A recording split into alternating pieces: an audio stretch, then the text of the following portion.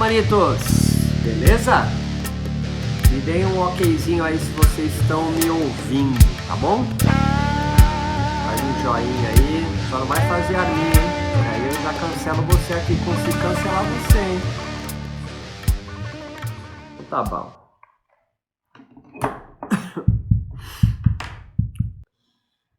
Então aí a galera desavisada, vocês estão aí no curso de Física Quântica, homeostase molecular, tá certo? Nós vamos falar sobre os astros, né? A influência de Saturno em Mercúrio retrógrado, certo? Então fica aí. Vocês aqui, seus doidos, pega aí o link, vai lá assistir no Zoom direto, pô, pra poder trocar ideia, tá viajando aí. Então, tô falando com a galera do Instagram. Então, olha só, sem mais delongas, que a gente tem aqui 1 horinha, tá certo? A minha ideia, então, é fazer uma exposição de uns 30, 40 minutos e aí abrir para a gente trocar. Lembrando que nós estamos no webinário Yoga Malandro, são 4 dias, né? Essa aqui é a aula 1. A gente vai então se encontrar hoje, quarta, quinta e sexta. É um curso que vai durar 3 meses com aulas gravadas semanais. Então vai ser bem intenso esse curso. E eu acho que a primeira coisa importante de nós compreendermos é como o conceito do Yoga Malandro foi gestado. Eu acho que isso é uma parte importante. O primeiro livro, que foi o Neurofisiologia da Meditação, que a gente está num curso em andamento, eu acho que é mais fácil você entender esse livro, talvez até por causa da própria história do yoga. Sempre em busca de relações aí com cura e terapia do yoga. Para quem não me conhece, às vezes eu esqueço de falar isso, tá aqui a minha adolescente em casa me xingando que tem gente que não te conhece, idiota, então você tem que se apresentar. Meu nome é Roberto Simões, eu edito o site Yoga Contemporâneo e produzo conteúdo para o Yoga Contemporâneo, uma plataforma IAD também. Eu sou um pesquisador, quando me perguntam o que eu faço, eu falo que sou cientista, as pessoas dão risada, é engraçado, mas sou cientista, né? Eu recebo dinheiro para produzir ciência. É louco isso? O governo me pagou, para ódio dos bolsominions, o governo me pagou mais de 15 anos da minha vida, um salário para eu produzir textos. E é isso que eu vivo. Então eu sou um cientista, eu produzo conteúdo científico. E é isso que a gente faz. Você imagina um cientista, um cara com um jaleco branco, com tubo de ensaio? Não, a gente é de humanas. A gente de humanas é o que mais irrita os bolsominions. Então entenda. Pronto, já falei, já tomei bronca na hora para falar de política logo no começo. Esse é um curso que foi gestado há muito tempo atrás, né? Há mais ou menos uns 10, 15 anos, que eu escrevi um livro chamado Neurofisiologia da Meditação. Esse é um livro que eu escrevi quando eu estava no final do meu curso de yoga, a formação de yoga. Talvez alguns de vocês fizeram uma formação de yoga, eu também fiz. E tinha que entregar uma tese de conclusão de curso, um TCC, era uma especialização. Eu fiz com o Marcos Rojo, tradição de Kaivalyadhamma, Swami Kuvalayananda, o pai do yoga científico. Olha só, então começa aí. A minha tradição se diz criadora do yoga científico. Olha só, e depois que eu fiz, me expulsaram de lá. Então, eu escrevi esse livro junto com um amigo meu chamado Marcelo Arias, e desse livro eu fui para a Federal de São Paulo para estudar o yoga, como eu acho que muita gente pensa o yoga como terapia, com cura. Ele está hoje no SUS, por exemplo, né? E eu fui para essa área, fiquei estagiando na Federal de São Paulo há alguns anos, produzindo então pesquisas sobre o yoga para cuidadores de pacientes com mal de Alzheimer, yoga para depressão, ansiedade, dor nas costas, enfim, é uma área bastante promissora num setor um programa chamado psicobiologia. E então eu fiquei na área de biologia, que é onde eu fiz a minha graduação, em educação física, em biologia. Só que, depois desse livro publicado, eu fui dar algumas palestras, sobretudo nesse curso de formação, né, de Caio Valhadama aí. E uma dessas palestras, a gente questiona, eu e o Marcelo Arias, no livro mesmo, né, que existe aquele caminho óctuplo do yoga, né, chamado de Yamas Ashtanga Yoga, não é a prática, né, é Ashtanga Yoga. Então tem um nome lá que é Dharana, que significa concentração. E esse Dharana, concentração, segundo Patanjali, então o yoga clássico, ele vem depois de um outro nome chamado Pratyahara, que traduzem como abstenção dos sentidos. E a gente falou, olha, se a concentração vier depois dessa abstenção dos sentidos, biologicamente não tem sentido, porque nos nossos estudos mostrou que essa abstenção dos estímulos externos, que acontece biologicamente, quem pratica meditação, portanto yoga, ela vem depois da concentração. Você primeiro se concentra, então se dharana significa concentração, ele tem que vir antes desse estado de abstenção dos estímulos externos. Nós falamos isso numa palestra, baseado então na ciência. E cara, quem é da década de 90 já vai denotar um pouco a idade. Um cara levantou a mão, aqueles camisetão de Shiva que estava na época na moda, azul, parecia um abadá de carnaval. O cara do fundo da palestra levantou a mão e falou assim: quem vocês pensam que são para deturpar e questionar os grandes mestres e swamis do yoga? Eu fiquei assustado quando ele falou isso para mim. Eu confesso, na época, estamos falando ali nos anos 2000, início dos anos 2000, ficando velho, estamos em 2021 já. E eu me assustei com ele. E depois dessa palestra, já em casa, conversando com o Marcelo e outros amigos, eu falei assim, cara, esse cara entende o yoga como uma igreja. E os livros que ele lê como uma espécie de Bíblia, escrituras sagradas que são impossíveis de ser questionadas. Isso me caiu a ficha ali no começo dos anos 2000.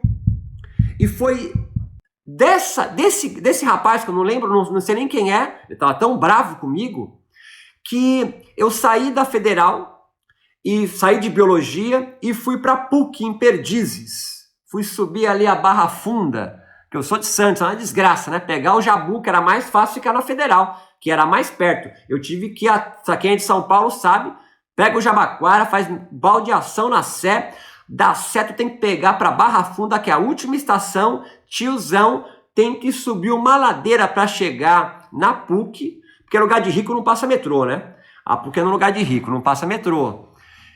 E eu fui para a PUC, num departamento chamado Ciência da Religião. Eu fui com uma pergunta na cabeça. Cara, o que é o yoga, então? Porque eu tinha essa ideia do yoga como uma terapia, né? Vinda da Índia. E eu fui estudar o yoga como um fenômeno social, espiritual e religioso por causa desse cara da palestra. Esse cara com a Abadá de Shiva. E aí eu fui estudar no mestrado como as escrituras modernas do yoga, tipo Yogananda, Shivananda, Iyengar, foram sendo ressignificadas à luz da ciência biomédica. Então eu fui estudar no mestrado que, por exemplo, essa associação, que é meio senso comum, consensual, no grande público do yoga, professores e praticantes, de que, por exemplo, os chakras está ligado diretamente às glândulas endócrinas. Essa é uma construção moderna. Matsyendra não tinha ideia disso, certo? Do período medieval do yoga. Muito menos Patox. Patox nem falou disso. E aí eu fui estudar como as escrituras modernas foram sendo ressignificadas à luz da biomedicina e percebi que o yoga moderno é um projeto. O yoga moderno foi um projeto a partir do finalzinho do século XIX para o XX, durante o período de colonização inglesa, na Índia, é o último império a colonizar a Índia. A Índia é uma sucessão de impérios que vai tomando conta de pedaços da Índia.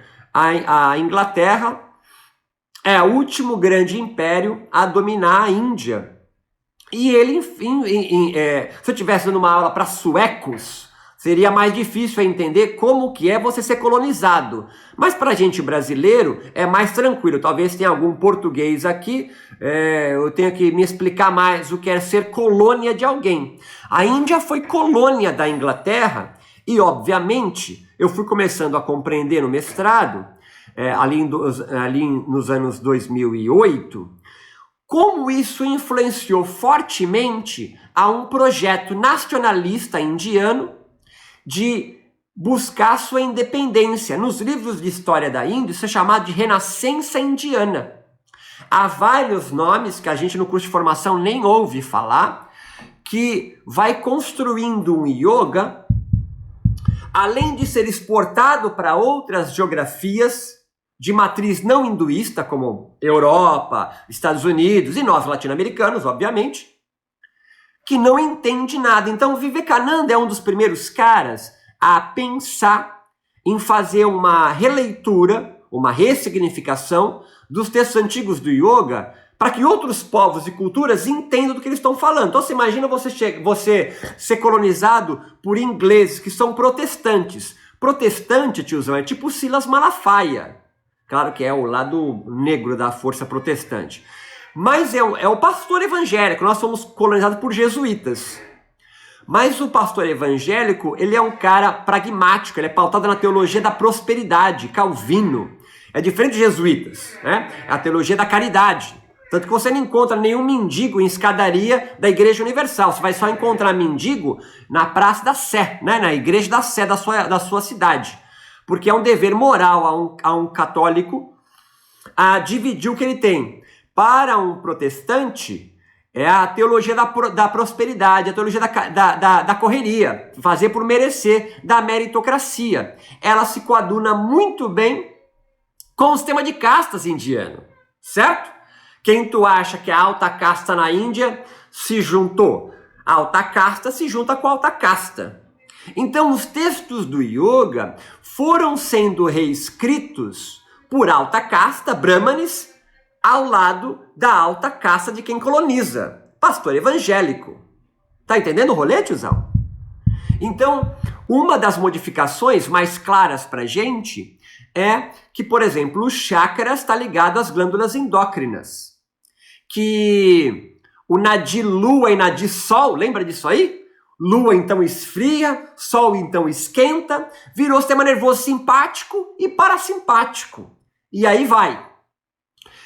Depois do final do meu mestrado, eu me fiz mais uma pergunta. Será? Os textos foram ressignificados à luz da biomedicina. Então, será que os conceitos caros do yoga, tipo klesha, samadhi, kaivalya ou moksha, também mudaram? Essa foi minha pergunta do doutorado que eu fiz na sequência. E aí, eu já fechei para Brasil. Em vez de pensar na mudança do mundo todo, que não dá conta, né? Como que eu vou pensar os yogas da Europa, Estados Unidos, do Suriname, do Equador, Guatemala? O mundo é grande, né, tiozão? Então fechei no Brasil e eu fui estudar entre 2012 até 2016, mais ou menos. Eu entreguei o doutorado em 2017, 18. Eu entrevistei 10 yogis no Brasil desse período que tinham grande relevância. Não tinha ainda muito negócio de mídia social, mas eram os yogis na época que tinham muita gente nos seus cursos de formação. Foi o meu recorte no doutorado. Não significa que eu entrevistei pessoas que eram versadas. Não, eu peguei os caras que eram mais conhecidos do mundo do yoga. Então, Pedro Kupfer, Camila Reitz, Marcos Schultz, Marcos Rojo, um cara que também que trouxe o Ashtanga para o Brasil, chamado Cristóvão Oliveira, de São Paulo. São 10. Hermógenes, e também De Rose, André De Rose, o filho dele, foram 10. E entrevistei 3 cientistas que investigavam o yoga no Brasil naquela época. Uma delas ainda continua, Elisa Cosasa. Um outro, que é o Roberto Cardoso, trabalha agora formando, capacitando pessoas na meditação. E o Marcelo Arias foi para uma outra área. Do doutorado, eu saí a campo entrevistando esses yogis e eu percebi que houve sim, a minha pergunta tinha uma resposta positiva. Os yogis no Brasil, e perceba o que eu estou falando, vou repetir isso de novo. Os yogis que eu entrevistei eram os principais formadores dos professores de yoga no Brasil. Então nós temos um número de pessoas que têm curso de formação, cada um deles girava em torno de 50 a 100 alunos por ano, que saíam para o campo do Brasil e davam suas aulas de yoga, sacou? Depois de formados, e muitos deles depois formaram seus próprios cursos de formação. Então eu peguei esses 10 porque eles eram os caras que formaram o imaginário do campo iógico no Brasil, para isso ficar claro.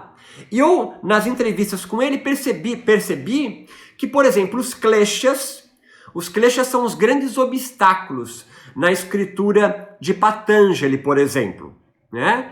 E eu não estou dizendo que é a escritura mais importante, mas ela ficou a clássica. Você chama o Yoga Sutra como clássico. E isso é uma construção dos yogis modernos indianos. Foram eles que fizeram com que o Yoga Sutra se transformasse no principal livro do yoga, né? Ao lado do Bhagavad Gita, mas o Yoga Sutra é quase obrigatório você ler num curso de formação. E os kleshas são os obstáculos. O klesha é da ignorância, e ela é mãe a ignorância, ou alienação, se você leu Marx, de mais 4 kleshas, que são os obstáculos. Apego a tudo que te traz alegria, então você acha que vai trazer alegria eternamente para você. A aversão, que é o contrário. Tudo que te trouxe tristeza, você vai associar esse objeto trazendo tristeza eternamente. O medo da morte e o orgulho, ou a falsa identidade sobre si mesmo. Você não pode temer a morte porque você vai reencarnar. Então, se você é um Dalit, um intocável, segue a sua vida direitinho, catando cocô de vaca das ruas da Índia, ou queimando mortos no Ganges, porque você vai reencarnar. Quem sabe você vai ter a sorte de nascer numa família Brahmani, né? Então você não se revolte, né? Fique na sua de boa, sendo um Dalit. Não se revolte da sua posição, da sua classe social, porque quem sabe numa próxima vida você não seja abençoado a ser, por exemplo, um Brahmani como eu. E aí eu percebi, entrevistando esses yogis, que os kleshas estavam sendo migrados para um outro conceito, que é o do estresse. Hoje, e é muito claro isso, se você quer deixar algum professor de yoga irritado, você fala assim, cara, você não é professor de yoga? Você não medita? Você tá mó estressado, hein? Entenda aí, você pode dar risada, mas entenda a importância disso, dessa descoberta. Porque o estresse, que é um conceito absolutamente neutro da biologia, na biologia o estresse não é um mal, o estresse não é doença, o estresse é inato em você. Se você não tivesse um eixo formado por 3 glândulas, hipotálamo, adrenal, que libera cortisol na suprarrenal, cara, você morreria. O estresse é altamente importante. Mas, para o campo yoga, o estresse veio se construindo num novo mito. O produtor de vrits, do turbilhão da mente. Tá pegando o rolê, não? Em consequência disso, o samadhi, essa experiência transitória, né, que tem vários níveis, enfim, que é fruto da prática meditativa do yoga, né, um dos grandes objetivos do yogi, do meio yogini, é o samadhi, veio se transformando numa espécie de relaxamento espiritual. E entenda, eu não estou sendo irônico, nem cínico. Isso é um conceito vivo. É real isso. Ele é abstrato, mas não é porque é abstrato que não existe. O meu irmão, ele é pai de santo. Ele troca ideia com o orixá e ele recebe o Exu Tiriri. Não é mentira. É abstrato, mas ele é o cara. Aí você fala, nossa, nada a ver, que primitivo. Você acredita em prana. Você acredita em 7 rodas de energia ao longo da sua coluna, que pode estar desequilibrado? Você faz 1h30 de uma série fixa do Ashtanga Vinyasa Yoga às 4h30 da manhã para desintoxicar o seu corpo? Você acredita em mais de um corpo? Anandamaya Kosha, Pranamaya Kosha? Então entenda. Assim como Freud também acredita que existe o id, o ego e o superego. Por ser abstrato, não significa que não existe e que nem que não atua em você. É importante você subir esse degrau comigo aqui.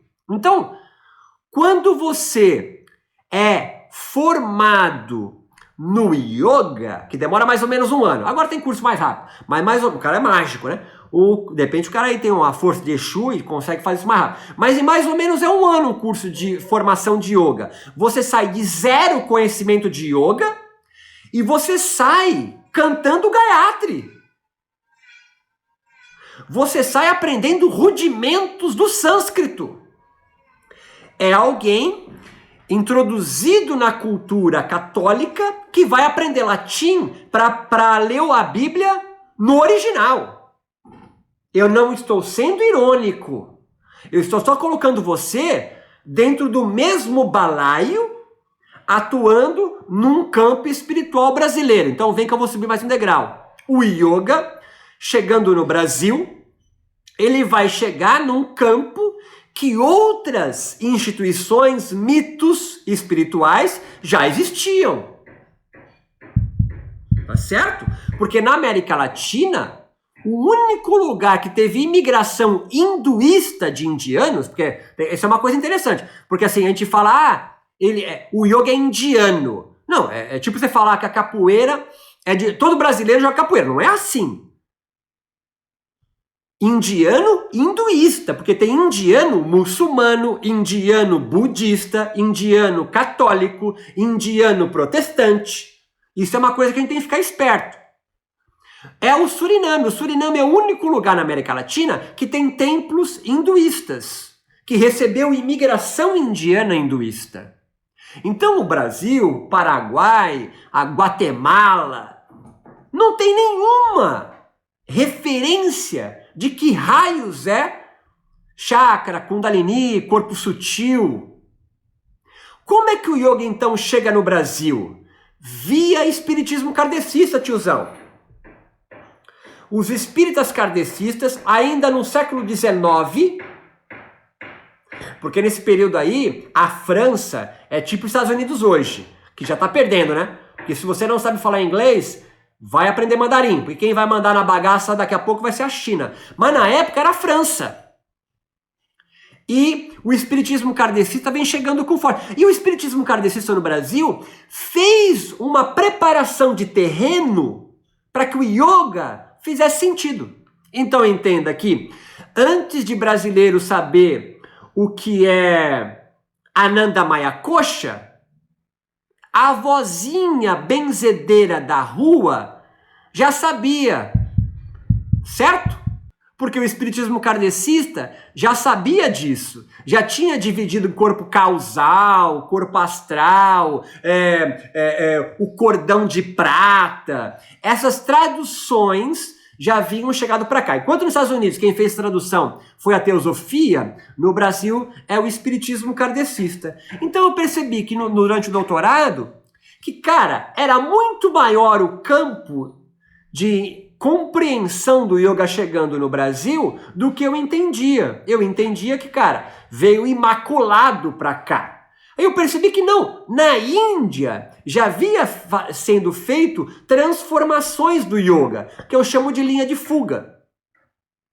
Que quando chega na América Latina, vai fazer também outras confluências, sobretudo com religião católica, mas também com a pagelança, com religiões afro. E aí no doutorado eu percebi que klesha havia se transformado em estresse, o samadhi numa espécie de relaxamento espiritual, porque entenda, se o estresse é o produtor de vriti, o turbilhão da mente, o que é o contrário do estresse? É o relaxamento. O relaxamento se transformou numa espécie de estado psicoespiritual, biológico, no qual o estresse não ganha terreno. e o Samadhi, uma espécie de busca, ou o Kaivalya, o Moksha, uma espécie de busca por uma homeostase divina, um estado de equilíbrio dinâmico, divino, aonde então o estresse, e não mais o apego, a aversão, medo da morte e o orgulho. Quando eu entrevistei os yogis no Brasil, e eu perguntei quais são os grandes obstáculos do yoga no Brasil, dentre outras perguntas, todos responderam para mim, estresse. E eu falei, mas e os kleshas?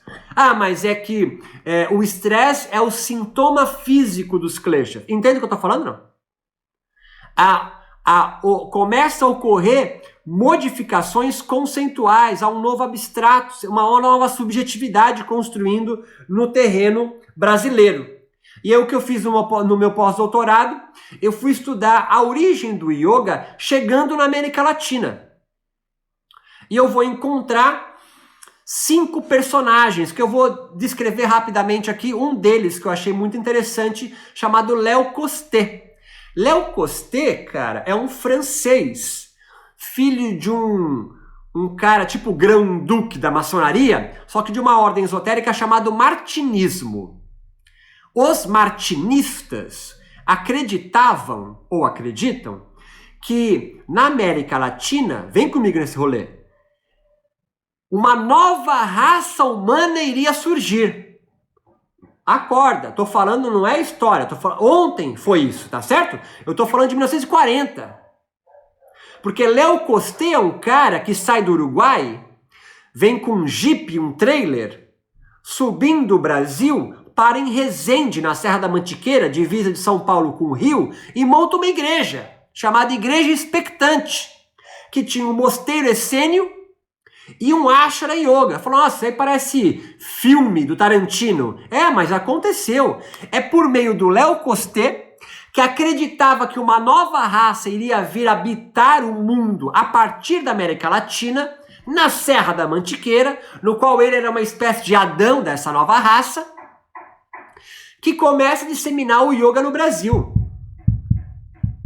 É a partir de palestras de Léo Costé, em talvez lojas maçônicas ou Rosa Cruz no Rio de Janeiro, que um general,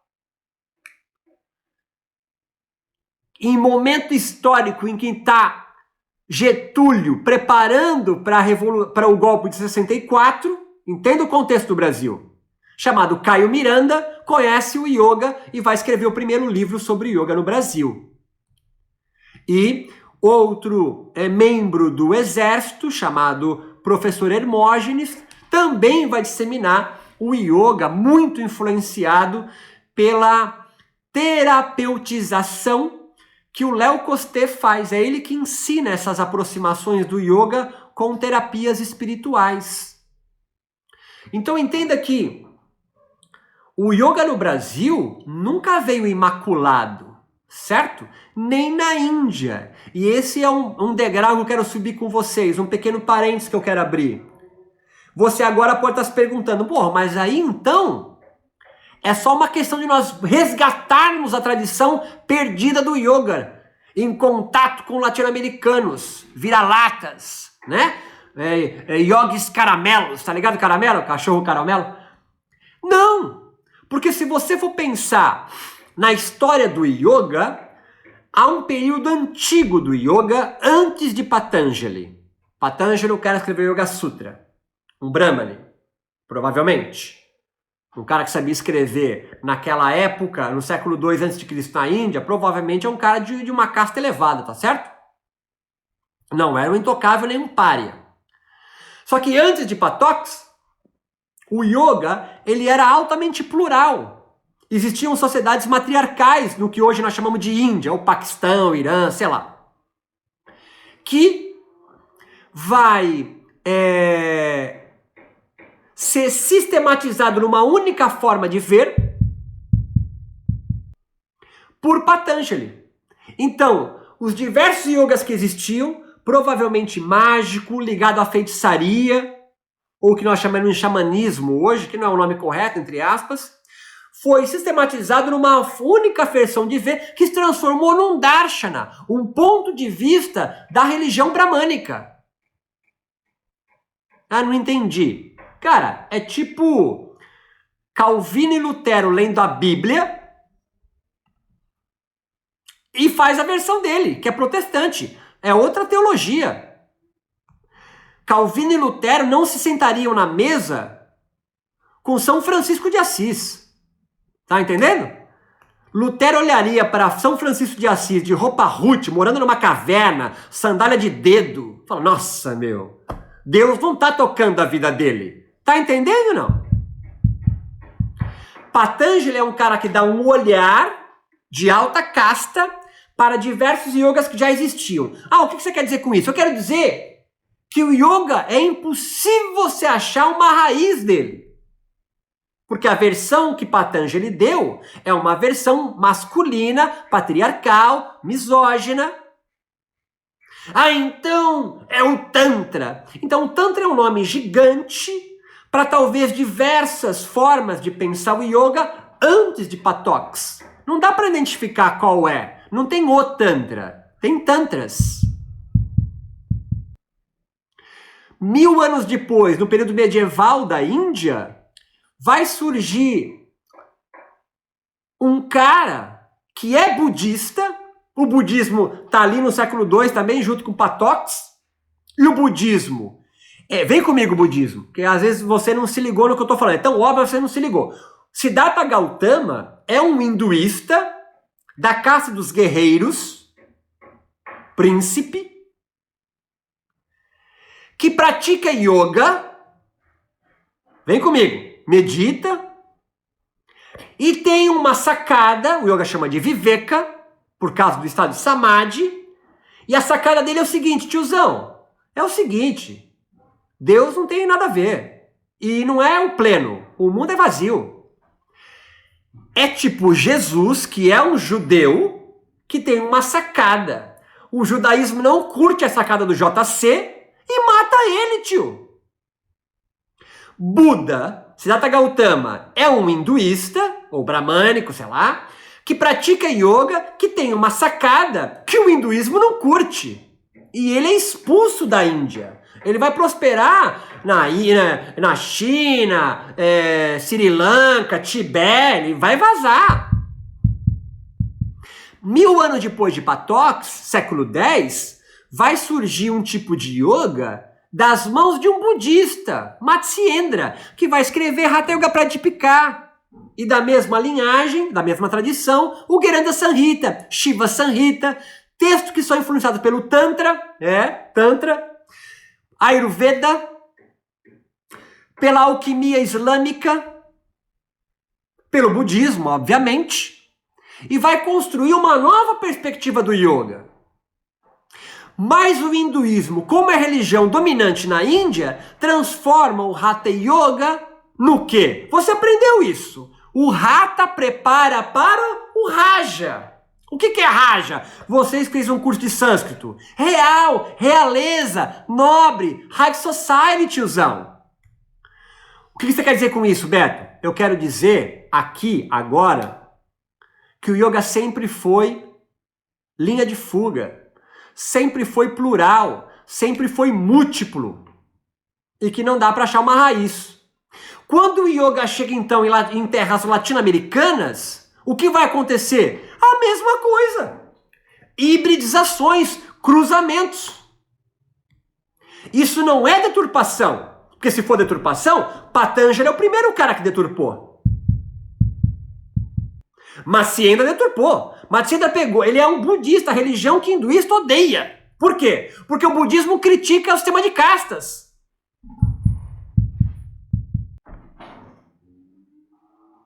É por isso que no Hatha Yoga Pradipika tá lá, tem um dos sutras. Os Shastras, os Puranas, porra toda aí. São como prostitutas com as pernas abertas, onde todo mundo tem acesso. Eu sei, é patriarcal, mas eles também eram misóginos. Agora, o yoga mesmo é para quem pratica e experiencia. Há uma crítica ali, nada velada, a quem se debruça a estudar apenas as escrituras e não a viver o yoga. Quando o yoga chega na América Latina, ele vai continuar, como todo fenômeno que é vivo, continuar se transformando. E aí que surge a ideia do yoga malandro. É a minha investigação durante mais ou menos 15 anos, percebendo o yoga em terras latino-americanas, e eu afunilo muito mais no Brasil, obviamente, em como os yogas no Brasil estão ainda hoje abrindo frentes novas sobre novas perspectivas de yogar. Então, por exemplo, yoga com Santo Daime, pai de santo que faz Surya Namaskar antes da incorporação no terreiro, há aproximações de perspectivas exusísticas com Shiva, Ganesha como um Exu Mirim. Ganesha não é uma criança com um machado de Xangô e abre caminho? Então, você dá risada, mas de nervoso. Porque é óbvio que o yoga, no contato com a brasilidade, vai ganhar novos contornos. Se você gosta disso ou não, é outra história. Vai fazer análise. Agora, isso não dá o direito a pequenos grupos de produzirem retóricas de aniquilar o que é diferente do que ele acha que é régua, porque o yoga nunca teve régua. Só na cabeça sudestina, branca, de homens, basicamente. Porque se eu te perguntar, me fala aí 4 nomes de yoginis indianas, você não consegue falar. No máximo você vai lembrar do nome da filha do Iyengar. E olha que interessante, dá uma olhadinha na tela, não sei como é que você está na sua tela. A maioria é mulher. Vocês dominam o campo yógico, mas ainda numa posição subalterna. Porque se nós tivermos, eu sempre falo isso, não, eu quero o yoga original, o yoga se perdeu no Brasil. Então faz o seguinte, só fica na tela aqui, ó, eu, Rafael, Gabriel, acho que só, porque o resto vai pra cozinha com a sogra fazer chapati, chai pra gente. Porque o yoga raiz é patriarcal e misógino e vocês estão abaixo dos párias. Então é bom que o yoga entre em campos erráticos, fechando especificamente no Brasil. Isso não é uma profanação do yoga, é só mais uma transformação do yoga frente a novas coletividades que ele entra em contato.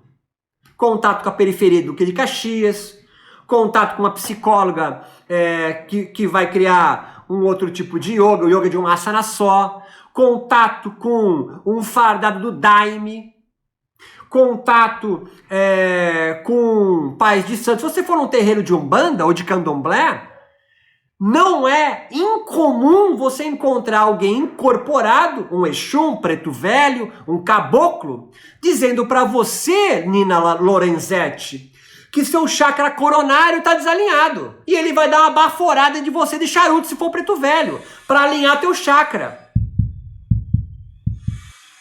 Isso é Brasil, tiozão. Acorda. Isso não é uma profanação. Uma hora o seu complexo de vira-lata vai ter que acabar. Não dá para parar. E entenda, ao longo de 70 anos do yoga no Brasil, pensando em 1950 com o marco teórico do Caio Miranda. Chegou antes, com o Léo Costé. Mas vamos pensar com o Caio Miranda em 1950.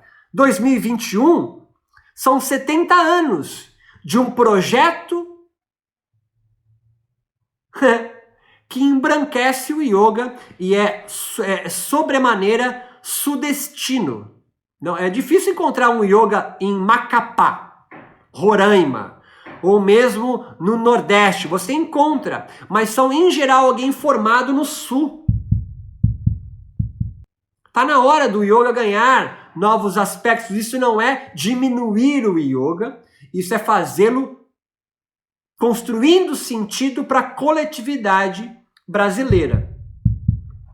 E aí eu abro aqui para vocês, para perguntas, dúvidas, angústias, mágoas, depressão, rancor. Faço perguntas simples, tipo qual que é o meu signo, ascendente, altura, coisinhas mais simples. É só você abrir o seu microfone e ficar tranquilo para fazer as suas questões. Fico aqui aberto para vocês.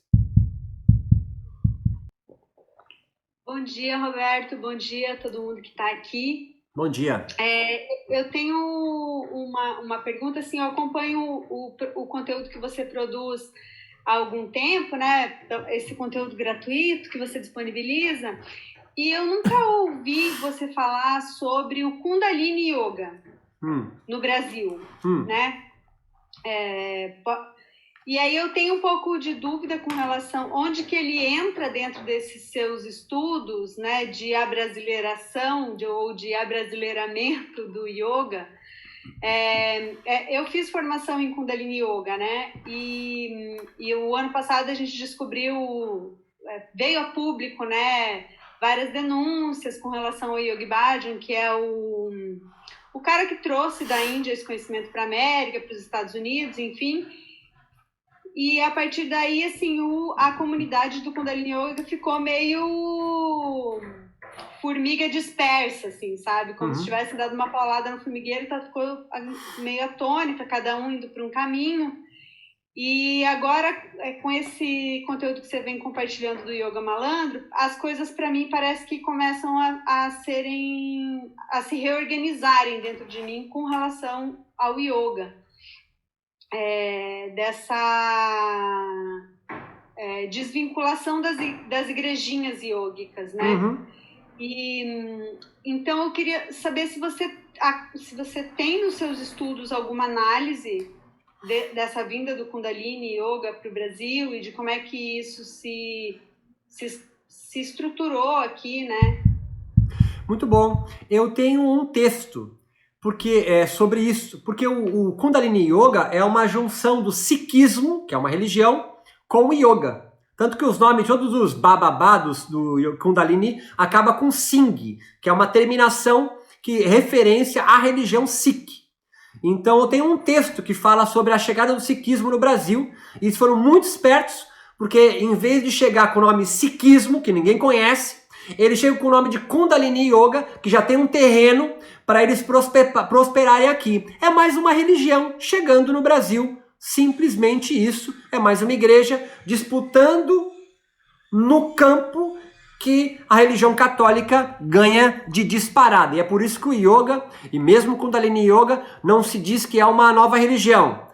Espiritualidade, terapia, porque se falar que é religião, vai apanhar feio de cotovelada na boca e chute no pé da orelha, porque a religião católica, ainda mais com Damares no Ministério da Família, se souber disso, larga os quilombolas e vem para cima dos professores de yoga e arranca eles do SUS. Quando a Damares se ligar que o governo paga para vocês, que são politeístas, pagãs, da aula no SUS, ela vai destruir o yoga no SUS. Acredite que eu estou falando. Então o Sikhismo para mim, ou o Kundalini Yoga para mim, é a religião Sikh chegando no Brasil, cosplay de yogi, para ganhar um campo que já existe. Os yogis já prepararam um campo, então o Sikhismo vem chegando vestido de yogi, mas não é uma religião chamada Sikhismo. Então é só mais um yoga, nada de especial, é mais uma igreja chegando aqui com o seu séquito, com a sua igreja, sua estrutura institucional, seus aparelhos de captura, suas próprias interpretações corretas e perfeitas em si mesmo dos textos do yoga. Nada demais, só mais uma igreja. Quem mais? Vocês ficam demorando aí? Daqui a pouco dá meio-dia, vocês começam a fazer pergunta igual doido. Então aproveita agora. Levanta a mãozinha aí, faz pergunta, aproveita, que é o momento que a gente tem de interação aqui com vocês. Bom dia, pessoal. Bom dia, Roberto. Bom dia, Patrícia. Eu, na verdade, vou fazer mais um relato, assim, porque enfim, a página do Roberto caiu para mim, assim, por acaso, agora, sábado à noite, assim, e aí eu consegui olhar o que tinha de material até hoje, né? E eu sou da área acadêmica, eu sou formada em educação física, né? E aí, quando eu estava terminando meu doutorado na área de biomecânica, que o Roberto deve saber que é bem específico, é muito na área física, eu precisei de ajuda, né? Aí acabei encontrando yoga e me apaixonei, e aí fiz minha formação. Me dei de presente quando eu terminei o doutorado, porque eu estava muito louca. E aí eu sempre precisava... Então eu vim de uma área totalmente biológica e a minha formação foi do Tantra na Ananda Marga. Totalmente devocional. Então, tipo, eu fui sabe, da biomecânica a aprender a meditar com monge, sabe? Então, e aí agora eu sou professora substituta na Universidade Federal de Santa Maria, né? Também dava aula numa universidade particular e estou em período de transição, assim, né? Tem uma turma agora online, só que aí eu tava caindo, assim, tem que ter outra formação, tem que ir para Vinhaça, tem que ir para Ashtanga, tem que ir para Rata. E aí eu sentindo, não, eu preciso descobrir qual é o meu yoga, sabe? Tipo, tava pensando, mas e qual é o meu, né? O que é o yoga para mim? E eu também tive uma vertente, eu meditei a primeira vez no centro de Umbanda, né? Recebi o primeiro passo, então também tinha esse lado, assim, muito, né? Desperto, enfim, sou do interior, né? Eu sou gaúcha, sou do interior do Rio Grande do Sul, também tomava benzimento desde criança lá, então eu tava me sentindo muito perdida e também vendo essa questão do yoga como uma elitização, quanto excluía, né? Quanto já tem uma cara, né? Feita, e aí descobri o teu material e isso está me ajudando até a ressignificar. Daí agora eu pensei, não, talvez eu não precise fazer uma formação nova, e sim descobrir qual é o meu, né, papel. Apesar de que na Ananda Marga tem esse lado social e político muito forte, assim, na formação a gente tem um sistema, eu continuo fazendo ações, né, com eles, né, ações comunitárias, enfim, então a minha formação já trouxe esse lado bem crítico social, que eu acho importante, sabe? Mas é isso, era mais para agradecer, assim, dizer que eu tô meio caindo de paraquedas, assim, mas eu tô gostando bastante do material, enfim, e tô, acho que, encontrando a minha tribo, digamos assim, de yoga, porque essa questão dogmática, assim, da Ananda Marga me causava muito desconforto, de achar assim, não é pra mim, assim, sabe, isso, tipo, eu não vou acordar tal horário pra fazer, eles têm, né, a sequenciazinha, assim, de dizer, meu Deus, não nasci pro yoga. E aí, enfim, né, acho que o pessoal daqui mais ou menos talvez compartilhe também, né, com essas questões, assim, eu vi muito isso no teu trabalho, no que eu consegui acompanhar um pouco que eu vi, né, e aí era mais para só fazer compartilhar aí, alguém que veio da área totalmente biológica, também, tipo, totalmente ateus, né, na biomecânica, tipo, só a louca, né, a pesquisadora, que aí entrou na Ananda Marga, assim, que era o oposto, né, mas acho que é muito legal essas provocações, assim, que estão surgindo aí. Muito então, obrigado, mais para agradecer, Patrícia. viu? Muito obrigado. A Ananda Marga eu participei de uma banca que um cara também defendia, né, estudando a chegada do Ananda Marga no Brasil, né?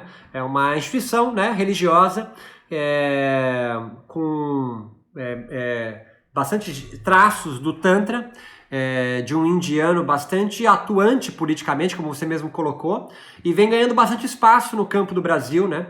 A partir dos anos 2010 começou a chegar muitas novas vertentes de yoga. Isso só reforça mais a ideia da malandragem. Amanhã eu vou falar mais do termo malandro, né?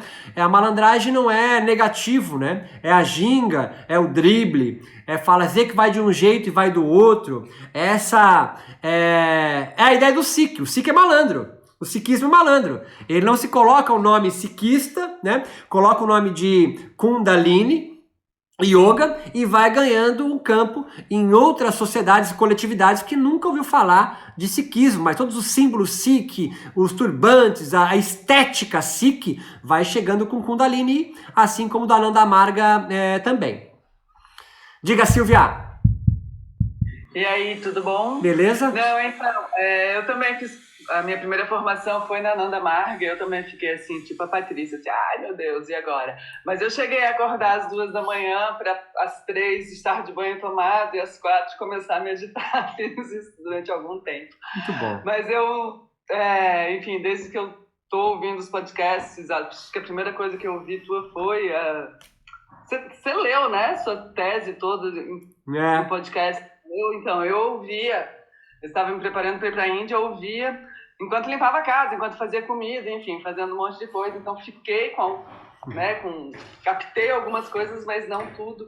E agora está sendo muito legal. E depois dessa semana que você me respondeu lá na plataforma, eu fiquei bem mais aliviada. Então eu posso continuar acreditando nos meus chakras. Posso continuar acreditando no raio de luz que entra pela minha mão e sobe, vai lá no bicho Exato, do chakra. Muita gente que entra em contato comigo na primeira vez, assim, acha que eu sou contra isso. Gente, eu nasci praticamente num terreiro. Na frente da minha casa era Iemanjá. Então, assim, eu não sou contra isso. Pelo contrário, os rituais são lindos. O que mais eu falo, e aqui entra novamente a malandragem, é que há uma tendência, há uma estrutura, há um projeto de tornar o yoga de uma única instituição. Essa que é a malandragem que você tem que se ligar. Eu quero tornar o yoga no que ele é, múltiplo, no qual uma instituição vedântica, tântrica, da Nanda Marga, ou Sikh do Kundalini Yoga, coexista e não fique lutando por quem tem a interpretação correta de uma escritura sagrada. Tá certo? É isso que é o rolê. Eu quero mais é que yoga tenha diversas perspectivas. Ah, eu não gosto dessa. Acho que essa aqui não tem nada a ver, o acro yoga ou qualquer outra. Ótimo! Tudo bem. Não frequente essa igreja, essa instituição. Mas isso não lhe dá o direito pequeno fascista de aniquilar o que é diferente de você. Não significa que não pode criticar. Olha, mais eu falando. Mas não seja retóricas para aniquilar o diferente de você. Então que o yoga seja múltiplo. Isso não faz o yoga acabar. E aumentar a porosidade do yoga torna ele vivo, como ele sempre foi. E você gostando, querendo ou não, o yoga vai continuar vivendo de novos cruzamentos, hibridismos, né? É isso que faz algo ser novo. Você vê, a religião grega morreu. Morreu porque entrou em contato com uma religião dominante, que é o cristianismo, e não soube se adaptar. Foi engolida. Então o yoga estático, tradicionalista, fechado demais, não ganha espaço. A malandragem é justamente essa. Muito bom, muito bom. Eu quero aproveitar para agradecer demais a presença de vocês. Muito obrigado. Amanhã a gente tem um encontro marcado novamente aqui às 11 horas. Serão 4 encontros, então. Provavelmente todo mundo está aqui porque fez a inscrição na plataforma. Lá eu vou mandar mais material aos poucos ao longo da semana. E também um sorteio do meu livro Yoga Malandro. Eu vou sortear 5 livros. E eu vou sortear para quem tiver lá em cima, no maior número de porcentagem de aula assistida. Achou que ia sortear no lado? Não. Quem tiver mais aulas assistidas na plataforma, que eu consigo ver a porcentagem, eu vou dar para os 5 alunos que tiverem maior número de aulas assistidas lá na plataforma EAD. Tá ok? E eu fico aberto para perguntas, angústia, mágoa, depressão, de rancor de vocês. Sabadão eu acordei às 6 da manhã, brother, para ver suas aulas. Muito bom, aí sim. A família dormindo e vem aqui para fora 6 horas da manhã. A hora que a minha mãe acordou, ela só ouviu um vozeirão. Ué, o que tá rolando aqui? Tem muita gente na famílias alheias que me xingam, né? Porque eu falo muito palavrão, falo alto. Então você pode lá na plataforma escrever pra mim, tá certo? Não seja tímido. Ou manda um e-mail se você não quiser que você compartilhar os teus pensamentos pra gente poder trocar. Isso é muito importante, que a gente troque mais ideia também. Eu quero que esse canal de diálogo seja aberto, porque não adianta ficar passando o conhecimento para vocês, não é essa via. Eu quero que a gente troque, sobretudo eu quero conhecer muito do trabalho que vocês têm feito com yoga. Isso me enriquece, saber que tipo de linhas de fuga vocês vêm fazendo com yoga e que sempre foi calada, com vergonha, né? Sentindo culpada de colocar um bloco numa aula de Ashtanga. Eu já ouvi isso uma vez, achei fantástico, né? Não, mas o bloco é do Iyengar, né? Essa ideia herética, né, de culpa, isso é cristã. Largue isso, gente, tá? E troquem mais comigo sobre as suas impressões dessa aula e do conteúdo que eu tô liberando pra vocês lá. E vocês aqui, seus doidos? Então, tem 43 aqui. Vai lá, bate no clique aí, se inscreve. Tem 2 módulos liberados, tem essa aula, mais sorteio de livros e muito mais para vocês no link da aula de amanhã. Fechou? Bom almoço para todos, muito obrigado e até amanhã às 11 horas.